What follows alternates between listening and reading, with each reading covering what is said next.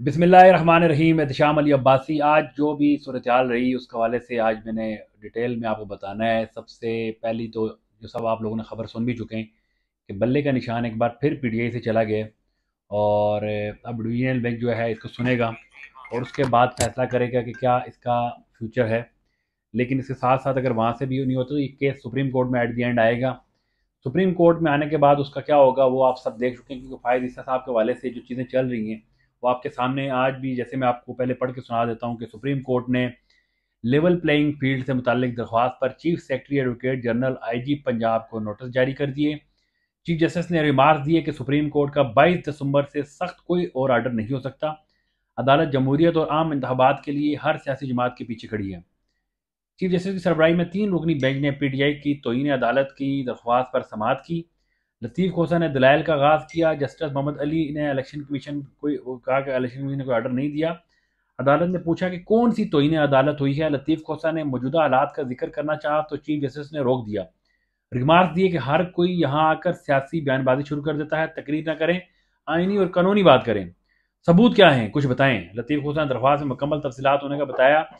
Chief justice ने remark दिए कि दरख्वास्त में इतने ज़्यादा लोगों को फरीक बनाया। तौहीन अदालत केस में सिर्फ इलेक्शन कमीशन को फरीक बना सकते थे। इनफरादी कार्रवाई चाहते हैं तो अलग दरख्वास्त दायर करें। जिसके कागजात नामजदगी मुस्तरद हुए हैं वो अपील करेगा, बात खत्म। लतीफ़ खोसा ने तमाम सूबों के आईजीज को हिदायत देने की सजा करते हुए कहा कि सिर्फ एक सियासी जमात के कागजात मुस्तरद हो रहे हैं। चीफ जस्टिस ने रोकते हुए रिमार्क दिए कि आप तौहीन अदालत के मरतकब होने का इल्ज़ाम आईजी पर लगा रहे हैं। क्या इंतखाबात IG chief secretaries supreme court ने कराने हैं?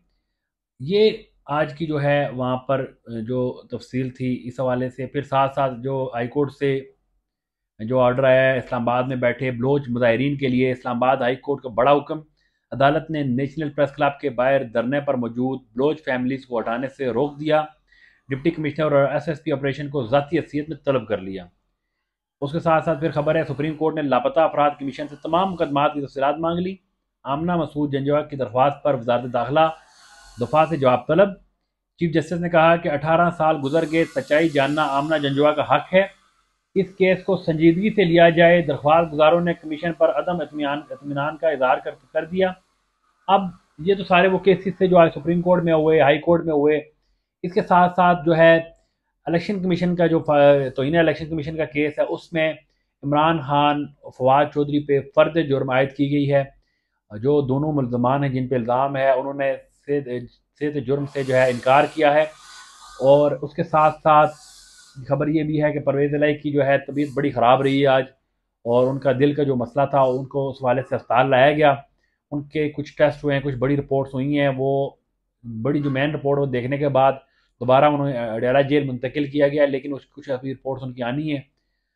मुल्क की जो मौजूदा सूरत हाल है उसमें बड़ी ज़बरदस्त जो अहम चीज़ है वो ये है कि हर किसी को मसला है बल्ले से, ख़ास करके पीटीआई की जो मुखालफिन है।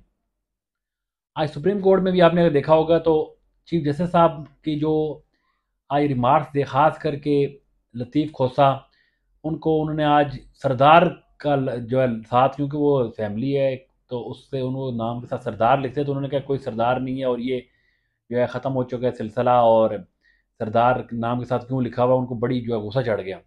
अब एक बंदा जो इलेक्शन कमीशन में इसलिए सुप्रीम कोर्ट में इसलिए गया है कि पीटीआई के लिए जितने भी इस पाकिस्तान में कागजात मुस्तरद हुए हैं, आपको पता है कि उसमें 99% जो है वो पीटीआई के हुए हैं।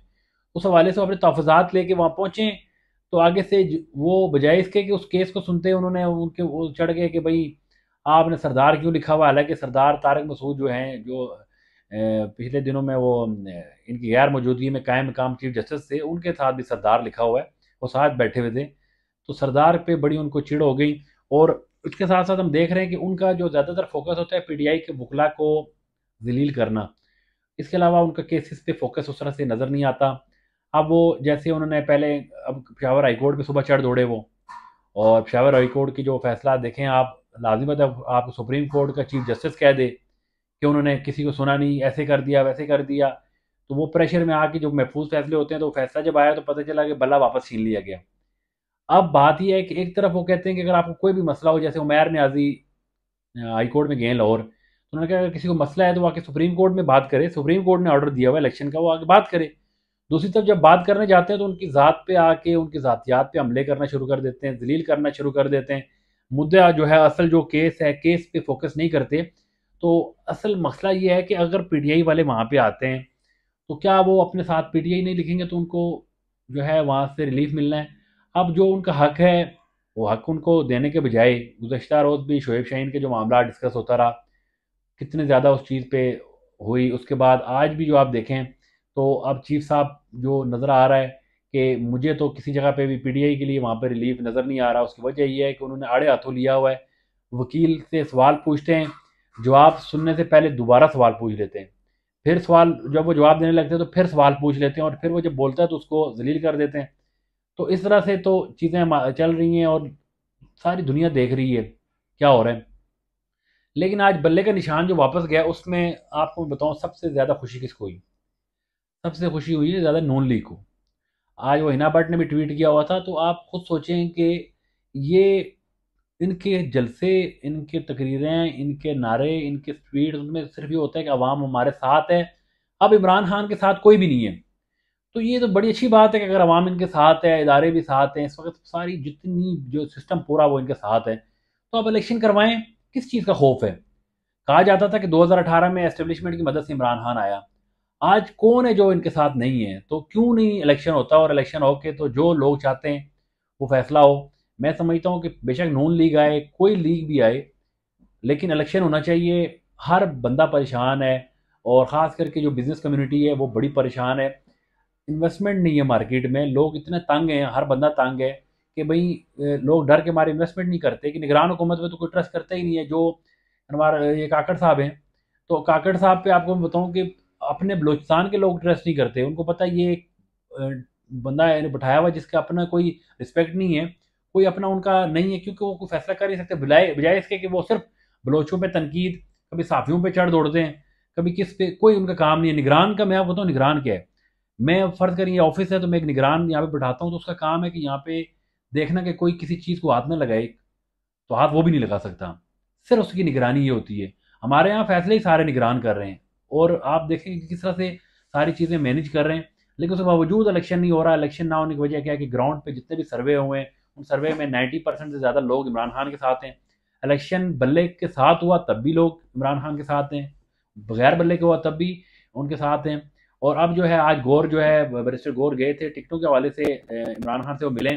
अब बल्ले का जो है निशान एक बार फिर अदालत में भी लटक गया है। अदालत ने फैसला करना है कि बल्ले का निशान किसके पास होगा। लेकिन सारी दुनिया जानती है और सियासी जमातें भी जानती हैं कि इलेक्शन से कुछ दिन पहले किसी का इंतखाबी निशान छीन लेना, मैं समझता हूँ सबसे बड़ी और पहली धांधली यही है।